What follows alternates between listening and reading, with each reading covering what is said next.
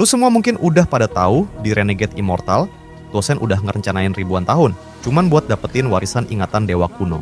Tapi sialnya, yang berhasil malah Wang Lin. Bisa kebayangkan gimana sakit hatinya? Ribuan tahun usaha, semua ambiar begitu aja. Jadi wajar aja kalau Tuosen ngamuk bukan main dan ngejar Wang Lin ke ujung langit sampai ke dasar bumi. Namun masalahnya, pengejaran itu nggak berjalan semulus yang dia pikir. Wang Lin, meski tingkat kultivasinya lebih rendah, nyatanya dia bukan tipe yang gampang diinjak kayak Xiaoyan. Dia keras kepala, licik kalau perlu, dan pintar memanfaatkan situasi. Berkali-kali Tuosen malah kena jebakan, sampai dia sadar. Ternyata nih bocah bukan semut kecil, melainkan singa yang lagi tumbuh. Waktu demi waktu, kebencian murni itu pelan-pelan luntur, dan rasa benci berubah jadi rasa hormat. Dari yang tadinya pengen musnahin, jadi pengen ngetes dan nundukin. Wang Lin pun sadar, kalau aura Tuosen udah nggak sekejam dulu. Mereka berdua mulai saling ngeliat, bukan cuma sebagai musuh, tapi juga sebagai orang kuat yang layak dihargai.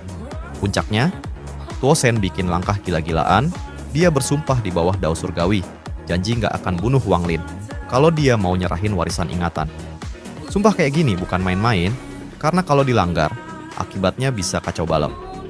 Buat Wang Lin, tawaran itu cukup aman, apalagi dia udah punya warisan dao kuno, yang jauh lebih penting buat jalan ninjanya sendiri. Jadi, dia mikir, ya udahlah, kasih aja, toh gue udah dapet yang lebih legit. Nah, yang bikin kocak, Tuosen sendiri kaget setengah mati. Dia awalnya cuma mau ngetes doang, ternyata Wang Lin beneran rela ngasih.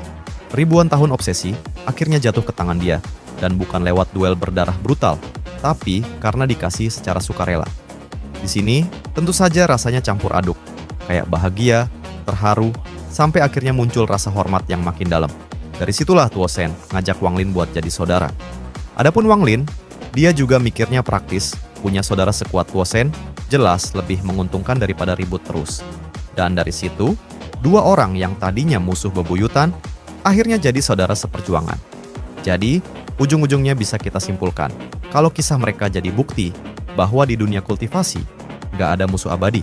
Yang ada cuma kepentingan yang berubah-ubah, kalau waktunya pas, bahkan musuh paling sengit pun bisa berubah jadi kawan paling bisa diandalkan.